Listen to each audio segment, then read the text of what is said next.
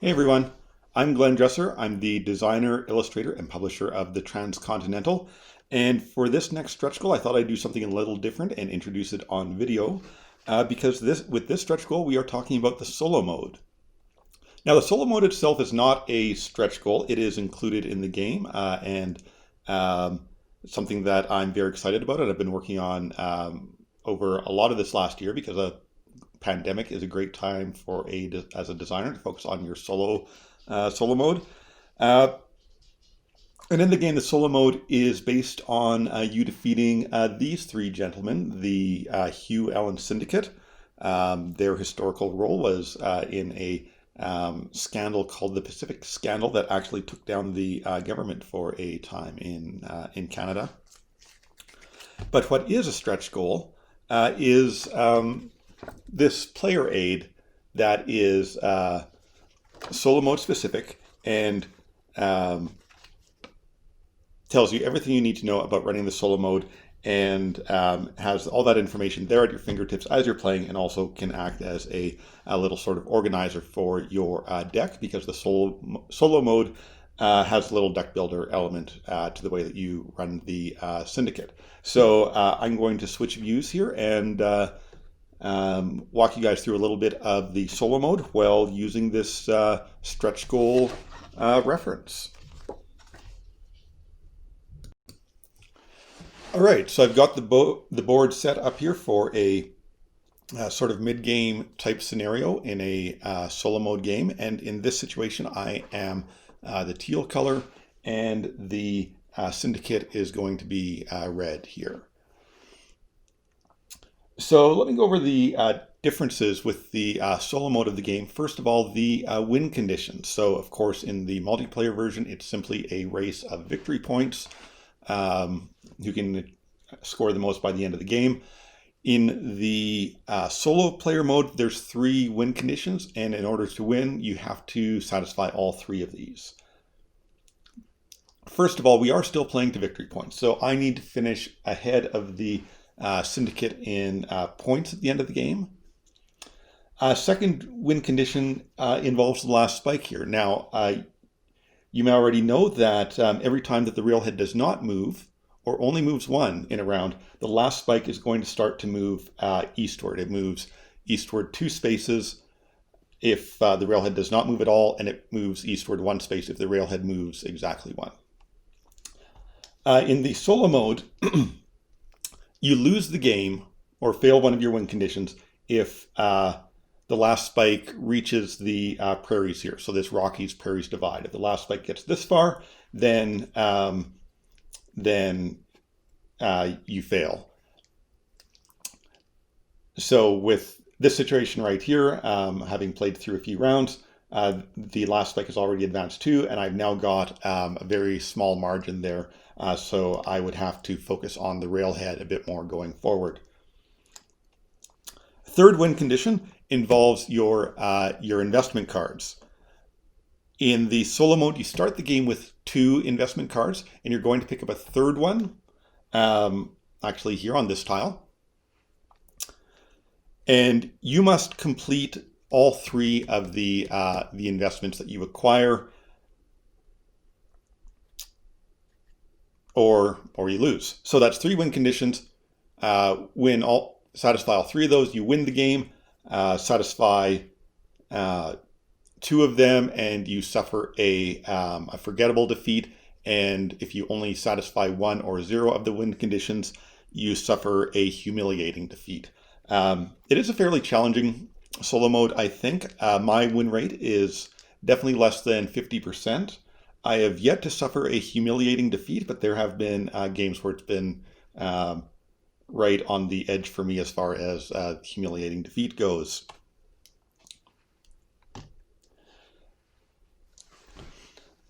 So the players' turns in the Transcontinental in the solo mode are almost identical to the in the single player game. The only thing that really changes for the most part is how your opponent plays. And there's 2 main things I'm going to point out with that. First of all, your opponent's telegrams, the syndicate's telegrams. It only ever uses two telegrams. but these stay on the board at all times. So they're simply going to be out here on the track, shifting around. It's never going to add additional ones. It's never going to remove these from the board, and you're going to have to sort of anticipate how those might move and work around it. And the second thing is this deck here, which consists of 3 Syndicate cards, and starts the game with 3 ally cards as well, and can acquire more ally cards throughout the game. And on these ally cards, of course, in the regular game, one of the things you're mainly using the ally card for is the action down in the bottom corner here. In the solo mode for the Syndicate, you totally ignore those. You're only interested in this action, or sorry, this investment symbol up in the top corner that is going to tell the Syndicate sort of where to focus. Oh, I'm shuffling these together the wrong way. So this uses deck builder sort of mechanics here. In classic deck builder style, you start with, you have a draw deck here. You're going to draw cards, take actions with them, and then at the end of a turn, discard them here. And when this deck is depleted, then you're going to reshuffle this, and it forms a new draw deck. There are 2 instances where the Syndicate is going to need to draw cards. The main one is going to be on an action turn. So this is how the Syndicate would actually take actions. And you're going to draw until you draw one of those Syndicate cards. So here's an ally card. It's not a Syndicate one. Another ally card. There's my Syndicate card. That's going to be for the main action. And then you're always going to draw one more after your Syndicate card. So this is a typical draw that you might make. It's also possible that you drew the Syndicate card right away with no cards before it, and you'd still draw one after. So these represent 3 types of actions that the Syndicate is doing on its turn. First of all, a minor action, and I'm going to just sort of isolate these one thing at a time to talk about them. So minor actions are always going to involve portaging and or acquiring resources. And for each card, you're going to perform one action that matches that. So let's look at A.B. Rogers here, this first card played. His symbol is a mountain symbol. So the first thing the Syndicate is going to do is use this to decide where it wants to portage a resource or acquire a resource for. Oh, and for this example, I actually meant to start with a couple of grain out here. So I'm looking down the track in the direction the train is pointing for the next mountain symbol. There's one here adjacent to where the Syndicate is, but there's no available slots there, so obviously it couldn't portage here. And the next one's actually this capital city here. So that is where the Syndicate is going to target for this minor action. And the sort of order of operations here, its priorities. First, it sees if it can portage a resource to the left side of the card. And if it can't, then it'll try to portage a resource to the right side of the card. And if it can't do that, it's going to attempt to acquire the resource required by the left side. And if it can't do that, then it will attempt to acquire the resource required by the right side. So, for example, here with this capital city, its first priority is going to be portaging a grain, which it can do, and it's going to prioritize the yard. So it would just, for this card, that would actually be the minor action. It would just portage that one grain out of the yard onto that capital city. But if it had drawn, for example, let me just grab a different ally card here that I can use. If it had drawn this card here, for example, that has the train car symbol on it, then it would target this side, and it would want to, because that has that matching symbol, and it would want to portage one wood. it does not have a wood either on the yard or the line. So then it's going to look at the right-hand side, which is a wild symbol, and obviously it does have resources that can fit there. So it is going to take the first available one, again, prioritizing the line over the yard. And it would do that.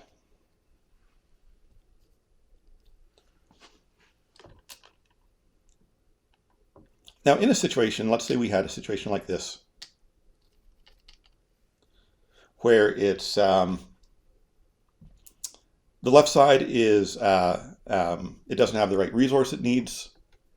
The right side is full. Then it is, again, looking at my player reference here, going to, for the number 3 option, try and acquire the resource that is required for the left side of the card, which would be 1 wood.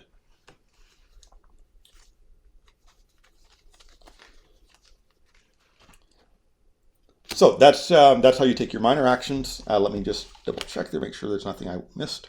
Oh, and if the syndicate is taking an action in the ports, for example, let's say we were here, it is going to entirely skip the minor actions. Actually, I think I had that there.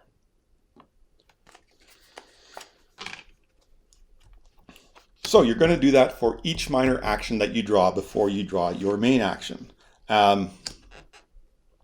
Every time you acquire an ally card in the game, you're actually going to draw 2, you're going to get to keep one of those, and one of those is going to go to the syndicate. So the syndicate is going to get more ally cards throughout the game, which means that its turns are going to get stronger as it's more likely to draw more minor actions. All right, so now let's talk about the major action here. And the major action is just using the 2 developments, the syndicate using the 2 developments that are adjacent to its to its telegram. And there is similar, in the same way we had sort of an order of operations that we were looking for the minor action, there is a order of operations for the main action. First, it's going to see if it can develop to the left side. Then it's going to see if it can develop to its right side. Then it's going to see if it can produce. And finally, if it can't do any of those, it is going to attempt to do a little trade action. So first of all, for example, let's look at this side of the tile, which we would evaluate first because the train is going this way. So we'll do this tile first, and then this tile. So obviously it cannot develop either to the left or right side because there's no develop action on the back of this card or on this tile. So it is going to do the produce, which it can do because it has a building there. So it's actually going to develop, use 2 dignitaries and then 2 navies. So that's actually going to flip this one.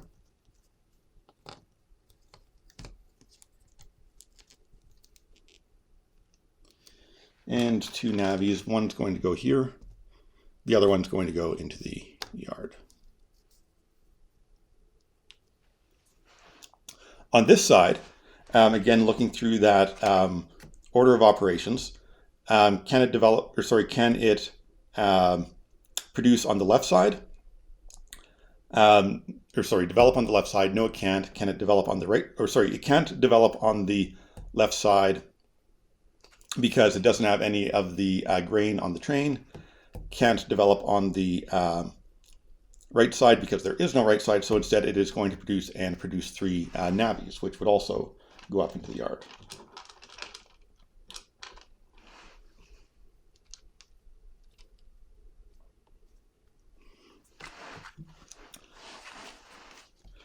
So at this point, it's taken a main action on this side and a main action on this side. And again, you're just finding the first one of these, this sequence here that it can do, and then that ends that main action.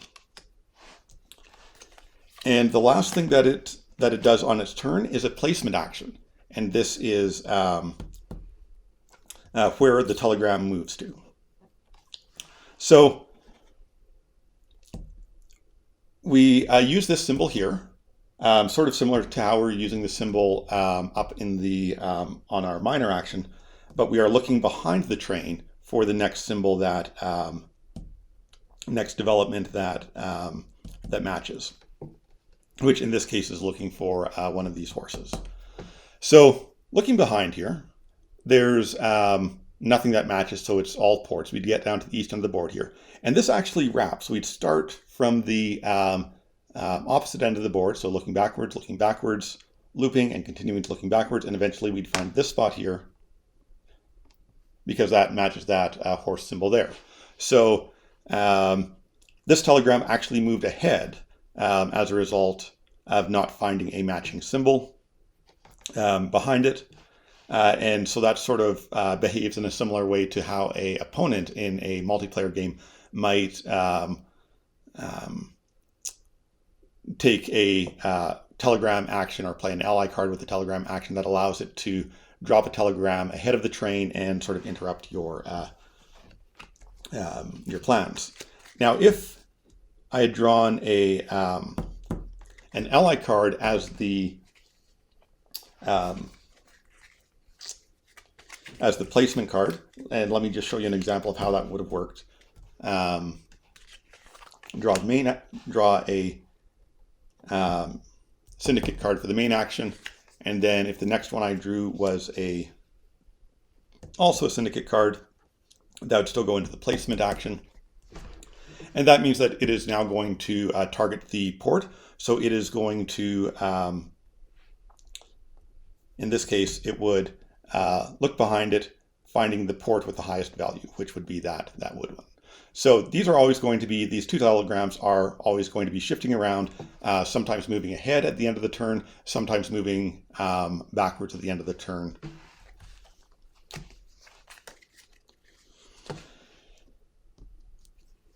So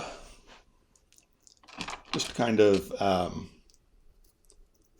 play out the round a little bit, actually I'm just going to skip ahead and give another example of a Syndicate turn here.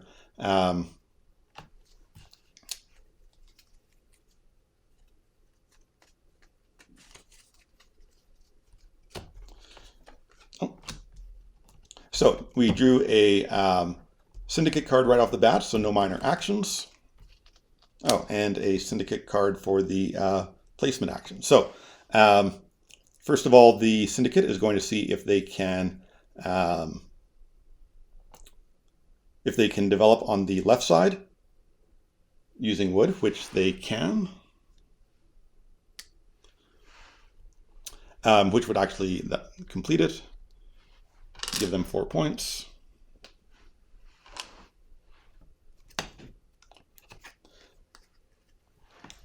Something you might notice in the setup here is that I faced all of these tiles sort of face up towards me,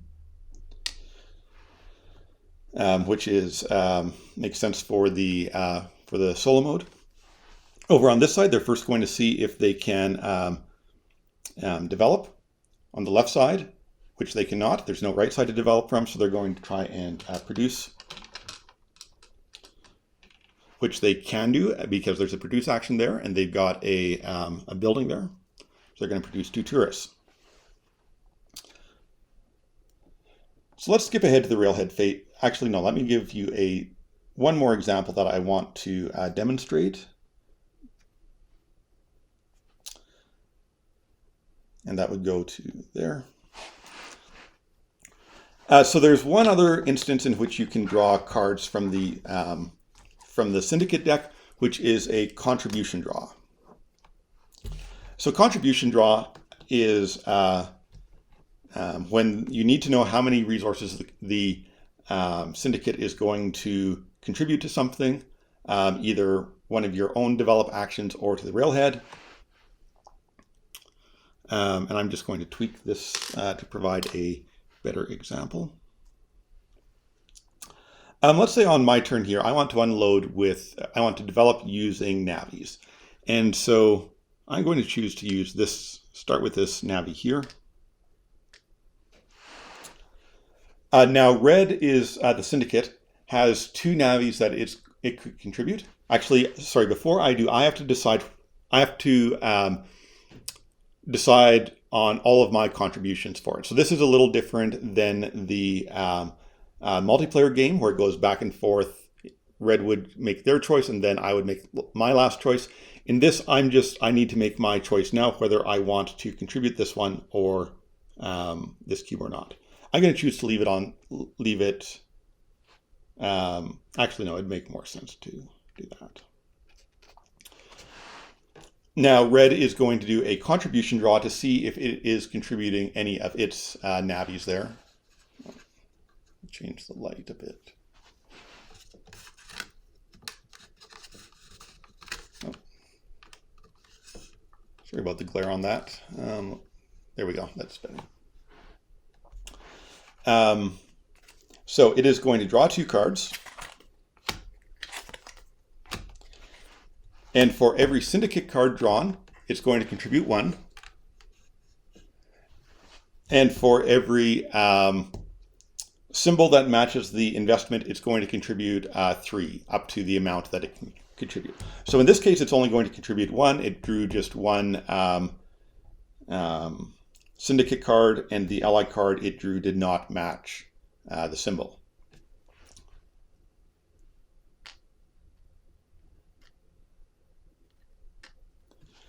So the because it's based on the symbols in this deck here, the priorities of the Syndicate are going to change from one game to the next based on what cards are in the Syndicate deck here. For example, if it's this one here has a couple mountains in the deck right now, and a feather and 1 horse. So those are sort of the types of buildings that it is, or the developments it is prioritizing. But the next time you play, you're going to have a different mix of cards in here. That's going to result in a totally different mix of Syndicate priorities. So at the railhead, for the railhead, you are also going to use a contribution draw. And you're going to do that for each type of resource that the Syndicate has that can be invested, or sorry, can be contributed. So I need to make all of my bids first. So in this case, I might say I'm bidding for 2 wood, which are doubled right now. So actually a value of 4. And then I'm drawing for the contribution draws for the Syndicate. I'm going to draw 1 card for this navy. It is not a Syndicate card, and the mounted symbols are also linked to the railhead in the game. So if I drew a mounted symbol, that would be contributing 3. So now I'm drawing, it has no wood, so I don't draw for wood. So now I'm drawing for steel. And I'm drawing 3 because the Syndicate has 3 steel available that it could bid. And it drew a mounted symbol, which is going to count for 3, and a 1 Syndicate card, which is going to count for 1. So it would bid up to 4. If it had 4 steel, it only has 3. So this is going to be its contribution, 3 steel. I bid 4 wood in total because those are doubled. So this is going to move ahead 7. Adding up those.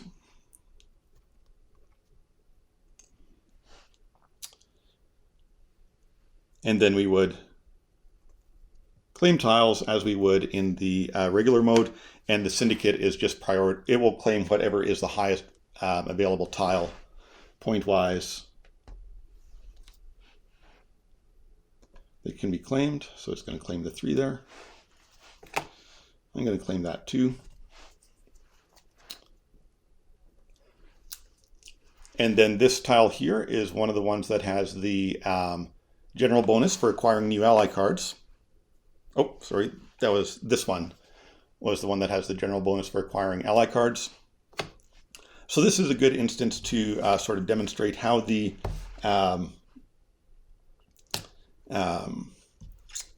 Syndicate gets more ally cards. In a regular game, I would draw one. In this case, I'm going to draw two. I've drawn these two.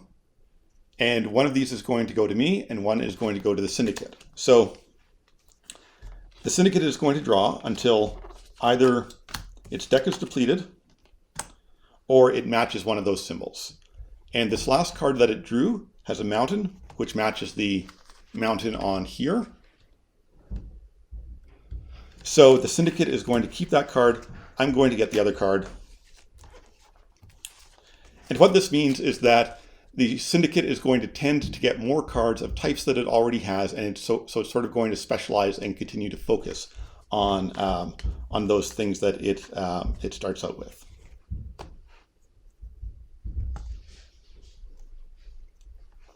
So that's everything you need to know about the solo mode. I have a lot of fun with it. It's once you know the game and you're playing through the Syndicate, through the solo mode, sort of evaluating this order of operations is really sort of becomes quick and automatic. Yeah, and I'm excited to hopefully unlock this stretch goal here and be able to provide this player reference as part of the game. So thanks a lot for watching. And thanks for continuing to support and follow the campaign. It's been a really amazing first week for me. And yeah, I appreciate everyone who's been part of that.